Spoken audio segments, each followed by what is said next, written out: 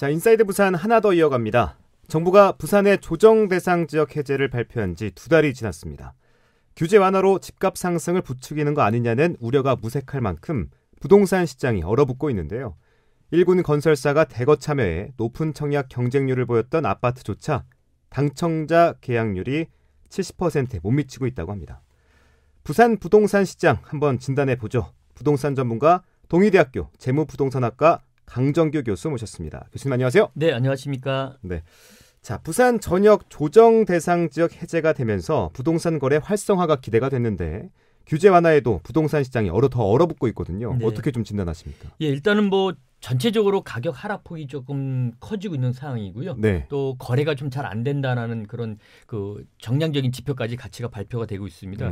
이러한 이유 중에 가장 큰 것은 역시 금리 인상이 가장 강력하게 영향을 미치고 있다라고 보여지고 있는데요. 네. 지금 금리가 그동안 우리가 경험해보지 못했던 정도의 높은 금리가 지속되고 있고 또 당분간 더 올라갈 것이다라고 판단되고 있기 때문에 네. 무주택자분들의 경우에는 대출을 받아도 또 금리에 대한 부담 때문에 그 집을 사기가 좀 어렵고 또 투자자들의 경우에도 네. 이 정도의 금리라라고 하면은 과연 내가 이걸 부담을 해서 이거보다 더 큰 수익을 올릴 수 있을까라는 의문이 생기면서 실수요자들, 무주택자들, 투자자분들 모두가 네. 그 실제 부동산 시장을 좀 외면하고 있는 그런 상황이 만들어지고 있다. 또 여기에다가 코로나19 문제가 생각보다 완전하게 해소가 되지 않으면서 네. 우리 지역 경제에 대한 위축, 그로 인해서 가계 소득이 줄어드는 이런 현상까지 부동산 시장에 영향을 미치고 있는 것으로 판단이 됩니다. 자, 그럼 반대로 금리가 좀 안정화가 된다면 부동산 시장은 더 활기를 띨까요? 예, 일단은 지금 금리에 대한 인상에 대한 불확실성 때문에 투자자들 그리고 무주택자분들이 네. 부동산 시장에 접근하는 것을 조금 꺼리고 있는 그렇죠. 상황인데요. 내년 상반기 중으로 금리가 높긴 하지만 더 이상 올라가지 않는다라는 확신만 세게 되면은 네. 투자자들서부터 그동안에 좋았던 부동산이 많이 가격이 떨어진 것들로부터 네. 투자자들이 투자 시장에 접근을 할 것으로 판단이 되고 있기 때문에 내년 상반기에 금리가 높긴 하지만 더 이상 올라가지 않는다라는 확신이 생기게 되면은 지금보다 좀 다소 다른 그런 그 시장 분위기가 나타날 수 있다. 물론 이제 그런 시장 분위기가 나타나는 그 종목 그리고 지역이 매우 제한적이지만 지금 모든 부동산 가격이 폭락할 것이다라고 판단되는 그러한 시장 분위기에서는 좀 벗어날 수 있지 않겠나 생각을 하고 있습니다. 자, 금리가 상승하지 않는다 이런 확신이 필요하다. 네. 자, 10년 만에 아파트 거래 절벽이라는 말이 나오는데 거래 절벽 어느 정도 심각합니까? 예, 우리 부산 지역의 아파트 거래 건수를 숫자로 말씀을 드리면은요. 네. 한 달에 아파트를 포함한 주택 거래량이 가장 많았을 때는 한 달에 무려 15,000건 정도가 거래가 된 적이 있었습니다. 그런데 지금 안타깝게도 2,300건 내외 정도밖에 거래가 안 되고 있습니다. 네. 그중에서 아파트가 제일 많은데 아파트 거래 건수는 2,000건이 안 되고 있는 그런 상황이다 보니까는 과거와 비교해 보면은 뭐 매우 거래량 자체가 줄어들었고 요 거래량은 지금 주택 아파트를 모두 포함해서 2,500건 내외 정도의 거래량은 내년 봄 이사철까지는 조금 더 줄어들 가능성이 있다. 네. 그래서 사상 최저인 1,000건대까지도 지금 예견이 되어져 있는 상황이고요. 내년 봄 이사철이 되면은 조금 반등하는 그런 분위기는 돌아설 수 있지만 예년과 비교해서 거래량 자체가 큰 폭으로 회복되기는 상당한 시간이 소요될 것으로 생각이 됩니다. 네. 또 일군 건설사가 대거 참여해서 높은 청약 경쟁률을 보였던 양정지역 아파트 네. 당첨자 계약률이 70%에도 못 미쳤는데 저는 이런 모습 처음 보거든요. 예, 뭐 업계에서는 상당한 충격으로 받아들이고 있는 그런 상황인데요. 네. 뭐 꽤 높은 청약 경쟁률을 기록을 했는데도 불구하고 정당 계약률이 70%를 밑돌고 있다. 그렇게 좀 알려지고 있습니다. 물론 이제 그 이후에 이제 뭐 무슨 일을 통해서 대부분이 계약은 될 것으로 판단이 되고 있지만 네. 지금 앞으로 이런 상황이 많이 전개될 수 있을 것이다라고 보여지는 상황 속에서 건설업계는 이러한 문제점을 좀 해결하기 위한 그런 여러 가지 대안이 지금 발빠르게 만들어지고 있는 걸로 알려지고 있는데 이렇게 지금 정당 계약률이 70%를 밑도는 이유 중에 하나는 네. 무주택자분들이 당첨이 됐다 하더라도 오히려 주변 시세, 주변의 아파트 가격이 분양가보다 싼 아파트들이 나오니까는 저 새 아파트이긴 하지만 저걸 사느니 차라리 주변에 기존 아파트를 사자. 굳이 갈 필요가 없다. 그렇습니다. 네. 그리고 또 그 무주택자 분들 중에서는 당첨이 되면은 굳이 들어가지 않더라도 3년 후에 내가 프리미엄을 얻고 되팔겠다라고 생각하시는 분도 계시는데 네. 3년 후에 집값이 올라가지 않을 것이다라고 판단된 당첨자들이 프리미엄이 형성이 안 될 것으로 확신을 하고 계약을 하지 않은 이러한 사항이 전개됐기 때문에 지금처럼 정당 계약률이 70%를 밑도는 상황이 만들어졌다라고 판단이 됩니다. 네.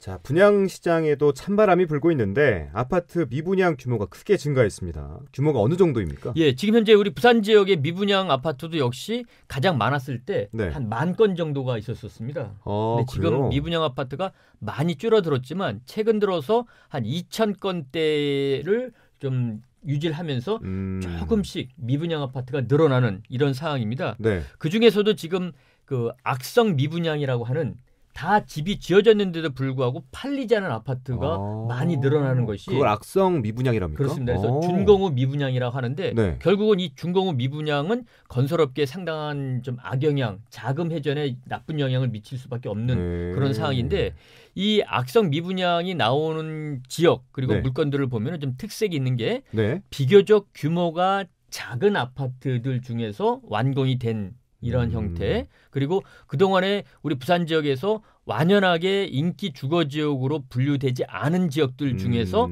규모가 작은 아파트들에서 이 악성 미분양이 좀 나오고 있습니다. 네. 그래서 전체적으로 악성 미분양에 대한 숫자를 보고 그다음에 그 악성 미분양 증가율로 본다라고 하면은 전국에서 우리 부산 지역의 악성 미분양, 즉 준공후 미분양 증가율이 속도가 제일 빠르다라는 통계가 나와져 있습니다. 네, 좀 해결이 돼야 될 것 같은데 이게 물가 상승으로 인해서 분양가가 더 상승하지 않을까 이런 우려도 있거든요. 네, 분양가는 분명히 더 올라간다라고 보시는 것이 맞을 듯합니다. 네. 그래서 건설업계에서는 이 물가 상승률을 반영하면은 분양가를 올려야 되는데 네. 지금도 분양이 안 될 우려가 있어서 걱정을 많이 하고 있는데 분양가까지 올라가게 되면은 분양률은 더 떨어질 수밖에 없다. 그렇죠. 예, 그래서 앞으로 분양 가격은 올라가고 분양률은 낮아지는 이러한 여러 가지 그 건설업계 시장의 분위기가 좀 더 확산될 여지는 있는데 그렇다 하더라도 앞으로 모든 아파트에서 이렇게 미분양이 증가하느냐 그렇진 않을 거로 보여지고 있고요.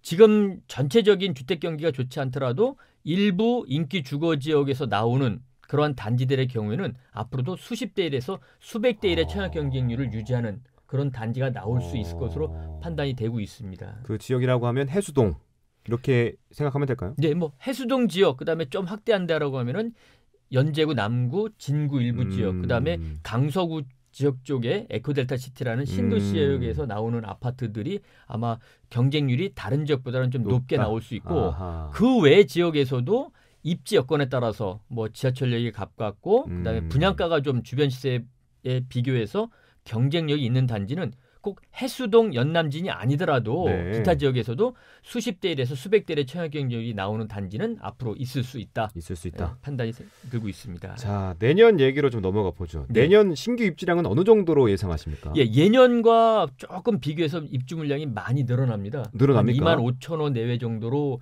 늘어나는데 우리 부산 지역의 지금 아파트 기준으로 1년에 필요한 숫자가 그러니까 수요와 공급 측면에서 없어지는 아파트 대비 새로 짓는 아파트가 지어졌을 때 최소한 필요한 물량을 한 15,000채 정도로 보고 있는데 그와 비교하면 25,000채 정도 되면 좀 물량이 많은 물량이 해당이 되죠. 결국은 금리가 올라가서 집값이 더 떨어질 것이다라고 판단되는 무주택자들이 내 집을 사지 않는 상황에서 예년보다 조금 많은 입주 물량을 기록할 경우에는 결국 수요와 공급 불일치에 의해서 가격 하락 요인으로 작용을 할 것이다. 그래서 이미 지금 우리 청취자분들도 아시는 것처럼 지금 현재 대단지로서 입주가 막 시작되는 단지의 경우 가격이 예전보다 좀 더 많이 떨어지고 있고 매매 가격 대비 전세 가격 비율도 보통 한 60% 내외 신규 입주 아파트 단지였는데 지금 40% 내외까지 떨어진 단지들도 있습니다. 그래서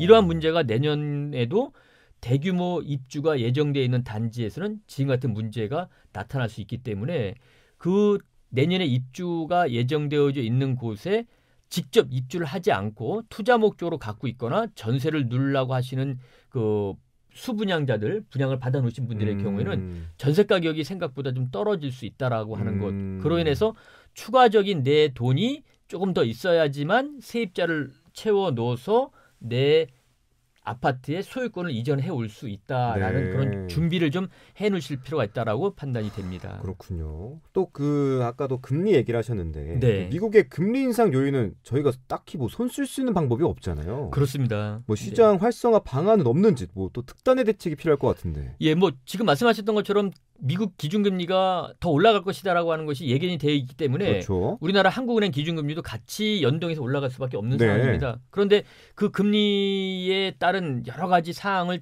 좀 판단해서 금리가 올라가는 것을 부동산 시장이 안 좋다라고 해서 부동산 시장만을 위해서 금리 조정할 수 있는 여건은 아니기 때문에 그럼요. 결국 금리가 올라가는 것으로 인한 부작용 발생만큼을 네. 정부가 결국은 각종 부동산 시장 안정화 대책으로 막아줘야 된다. 안정화 대책. 예. 네. 뭐 이거를 뭐 꼭 과거의 용어로 쓰면 부양책이라고 해서 가격을 띄우는 정책이라는 표현을 좀 뭐 쓰는 것이 적절하지 않기 때문에 네. 최소한 집을 팔고 이사갈 분들 그리고 무주택자분들이 집을 샀으라고 하는 그런 움직임 정도를 이끌어낼 수 있는 그러한 안정화 대책은 정부가 내놓을 것으로 판단이 들고 있고 또 내놓아야 한다라고 생각이 들고 있습니다. 그것이 내년 상반기 이후에 금리가 안정된 시기에까지 기다린다라고 하는 것은 너무 늦고요. 지금 금리가 올라간다라는 불확실성이 남아져 있는 상황 속에서 정부의 부동산 시장, 특히 주택 시장 안정화 대책을 내놔야 된다. 그래서 지금 일부 거론되고 있는 것은 뭐 취득세 감면, 그다음에 양도소득세 같은 것들도 지금 사게 되면은 조금 향후에 언제 팔더라도 좀 깎아줘야 하지 않느냐라는 이야기가 나오고 있고요. 또 대출 금리가 높긴 하지만 대출을 조금 많이 해주는, 즉 지금 걸림돌이 되는 것이 이제 내 소득과 연계해서 대출을 해주는 DSR이라고 하는 것이 있거든요. 그렇죠. 예, 그 DSR의 범위를 조금 더 확대해서 소득이 좀 적으신 분들도 대출폭을 늘려주게 되면은 아무래도 집을 좀 살 수 있는 여건이 개선될 수 있다. 그래서 다양한 측면의 전문가들의 의견이 제시되고 있는데 네. 문제는 정부가 집값이 많이 떨어지는 것들도 원치 않지만 또 올라가는 것들도 원치 않기 때문에 그렇죠. 자칫 시장 안정화 대책을 내놨다가 가격이 반등하게 되면은 어쩌냐라는 그런 걱정을 일부 하고 있기 때문에 네. 매우 조심스럽게 시장 안정화 대책이 마련될 것으로 예측을 하고 있습니다. 자, 그런데 실수요자 입장에서 보면 네. 그동안 집값이 오른 게 너무 오른 거 아니냐. 네. 떨어질 필요도 있다. 네. 이렇게 생각할 것 같은데. 예, 맞습니다. 지금 우리가 흔히 말하는 이 집값이 얼마나 비싸냐, 싸냐를 얘기할 때 단순 금액 가지고 이야기하지 않고 네. 내 연소득 몇 년치를 모아야지만 그 지역에서 평균적인 주택을 살 수 있느냐. 이걸 이제 PIR이라는 지표로 사용을 하고 있습니다. PIR. 예. 네. 그래서 우리 지금 부산 같은 경우는 우리 부산 시민들의 평균 1년 소득 대비 평균적인 주택을 살려고 하면 약 6년에서 7년 정도를 한 푼도 쓰지 않고 모아야지만 살 수 있다. 한 푼도 쓰지 않고 예, 모아야지. 그래서 이걸 와, PIR 6.0 뭐 이렇게 얘기를 하고 있는데 네. 뭐 사실 6년 동안을 한 푼도 안 쓰고 모아서 얼마나 고통이 있겠습니까? 네. 근데 요 PIR 숫자가 네. 선진국과 비교하면은 조금 높은 것들은 사실입니다. 우리나라가 높습니다. 높군요. 그래서 미국이나 유럽 같은 경우는 지금 4.0 수준에서 왔다 갔다 하고 있는데 우리 부산이 조금 6.0 내외인 경우는 이게 수치를 바꾸긴 하지만 네. 평균적인 수치를 봤을 때 6.0을 넘는다는 것은 다른 선진국보다 집값이 좀 비싸다라고 좀 보여지고 있고요. 특히 서울 같은 경우는 지금 10에 가까이 기록을 하고 있습니다. 10까지 갑니까? 네. 그러면 더 높다라고 하는 것은 어느 정도 감지가 된다. 그런데 이제 이 단순하게 6이 높다라고 해서 6을 다 떨어뜨리는 것이 뭐 여러 가지 대안이 되는 것은 아니고요. 우리 부산에 보면은 지금 평균 6이니까는 평균 10 가까이 되는 것도 있고 네. 평균 한 2년치만 모아도 살 수 있는 집도 있고 그렇죠. 그 격차가 커졌기 때문에 네네네. 그 격차를 줄이는 것이 더 중요하지 않나 그렇게 보여지고 네. 있습니다. 우리 청취자분들 집을 사시려 하면은 지금 뭐 가격만 따진다라고 하면은 지금 빈집도 부산에 꽤 많이 있거든요. 네. 그런 집을 사시려고 준비를 하고 계시지는 않지 않습니까? 네. 그러다 보니까는 부담은 되긴 하지만 이 전체적인 금액은 높긴 하지만 격차를 줄이는 것도 매우 중요하다라고 생각이 들고 있습니다. 네. 자, 다음은 집값이 하락하기 전에 산 분들에 네. 대한 질문을 드리고 싶어요. 막차를 타셨다 뭐 이렇게 표현하곤 하는데 네. 집값은 떨어지고 대출 금리는 오르고 이걸 버텨야 됩니까? 아니면 팔아야 됩니까? 예, 매우 안타까운 청취자분들의 뭐 이야기가 뭐 많이 그렇죠. 들리고 있죠. 정말 많이 들립니다. 뭐 한 달에 집을 살 때 내가 대출을 받았는데 3, 40만 원 했던 대출 이자가 지금 5, 60만 원으로 나가서 그렇죠. 뭐 아이 학원도 줄여야 된다, 외식비도 줄여야 된다, 뭐 투잡을 하신다라는 그런 안타까운 소식이 많이 들리고 계시는데 아마 전체적으로 집값이 계속 하락하지는 않는 지역들도 있다. 그래서 이제 판단을 하셔야 되는데 사실 때 좀 너무 높게 사고 앞으로 가격이 많이 떨어질 지역에 사셨던 분들은 안타깝지만 지금 이자에 대한 부담이 있기 때문에 네. 그 이자의 부담이 가중될 수 있는 분들은 파시는 게 맞고요. 과거에 가격이 계속 올라갔고 또 앞으로 올라갈 수 있는 여지가 있는 인기 주거 지역이다. 그리고 우리 지역에는 뭐가 들어선다. 이런 개발 여력이 있는 이슈가 있는 지역에 집을 사신 분들은 흔히 말하는 것처럼 조금 더 버티셔도 나쁘지 않다. 그래서 뭐 일률 편차적으로 똑같이 다 팔아라 사라라고 말씀드릴 수는 없지만 그렇죠. 팔아야 할 지역과 조금 버텨야 할 지역을 아주 여러 가지 정보를 수집을 하셔서 판단은 우리 청취자분들이 각자 내리셔야 된다. 그래서 분명히 올라갈 지역은 있다라고 저는 생각이 들고 있거든요. 네. 그래서 다 떨어지지 않거나 다 올라가지 않는다라는 생각을 가지시고 팔아야 할 집과 조금 버티셔도 돼야 할 집을 좀 구분해서 판단하시는 것이 좋아 보일 듯합니다. 일단은 뭐 그 주변 환경과 정보를 먼저 습득해야 되겠군요. 그렇습니다. 네. 자, 또 어려운 질문 드려야 될 것 같은데 네. 내년도 부동산 시장 어떻게 전망하십니까? 예, 일단은 전체적으로는 하락 분위기가 내년도까지 워낙 금리가 높기 때문에 갈 수밖에 없다. 갈 수밖에 없다. 예, 내년까지는. 그러나 앞서 말씀드렸던 것처럼 내년 상반기 중으로 금리가 더 이상 올라가지 않는다라는 확신만 세게 되면은 지금처럼 모든 부동산이 다 떨어질 것이다라는 분위기는 좀 반전될 수 있다. 네. 그래서 좋았던 곳에서 많이 떨어진 부동산서부터 투자자들의 발길이 이어질 수 있다라는 생각이 들고 있습니다. 그 이후에는 하락 분위기가 많이 가긴 하겠지만 올라가는 지역, 그다음에 올라가지 않고 정체되는 지역, 그다음에 큰 폭으로 떨어지는 지역 이렇게 제가 늘 방송에서 말씀드리는 삼극화, 양극화가 아니라 삼극화 현상이 이어질 수 있을 것으로 판단이 들고 있습니다. 네. 마지막 질문 드리겠습니다. 네. 실수요자들의 주택 구입 적기가 언제인지 궁금한데 예. 하락에서 상승으로 갈 수 있는 타이밍을 우리가 알 수 있는 뭐 신호라는 게 있을까요? 예, 일단은 금리가 더 이상 올라가지 않는다라는 시점서부터는 분위기가 좀 반전될 수 있다. 높은 금리가 부담은 되지만 더 이상 올라가지 않는다라는 불확실성만 해소되면은 아마 이제 그 정도 금리라고 하면은 내가 그 부담할 수 있다. 그리고 그 정도 금리보다 더 올라갈 수 있는 부동산을 사면 되지 않느냐라는 그런 투자적인 측면에서의 내 집 마련을 하시려는 분들이 생길 수 있다라고 판단이 들고 있기 때문에 내년 상반기 정도 되면은 이러한 움직임이 일부 나타날 수 있을 것으로 판단이 들고 있습니다. 다만 모든 지역에서 똑같은 이런 분위기가 감지되지는 않을 것이고요. 그렇죠. 대부분의 지역에서는 하락 분위기가 이어질 수밖에 없다. 그래서 하락 지역 쪽에 좀 무게를 두시고 가격이 올라가지 않아도 난 내 집만 있으면 되겠다라는 분들은 좀 기다리시는 게 맞고요. 좀 내가 비싸더라도 그동안에 많이 떨어진 지역을 이자 부담해서 사되 앞으로 좀 더 올라갈 수 있다라고 확신이 드는 지역의 경우에는 내년 상반기 정도쯤을 내 집 마련의 기회로 삼으시는 것들도 나쁘지 않다. 그래서 역시 이 집을 팔 때의 분들과 마찬가지로 살 때의 분들도 한쪽으로만 보는 것이 아니라 나눠서 사야 할 집, 좀 기다려야 할 집 이렇게 구분해서 접근하시는 것이 좋아 보일 듯합니다. 자, 요즘 부동산 시장을 보고 한숨을 넘어 비명으로 이렇게까지 표현을 하던데 앞으로도 부동산 이슈 있을 때 교수님 모시고 얘기 나눠보도록 하겠습니다. 네. 자, 지금까지 동의대학교 재무부동산학과 강정규 교수 함께했습니다. 교수님 오늘 말씀 고맙습니다. 네, 감사합니다.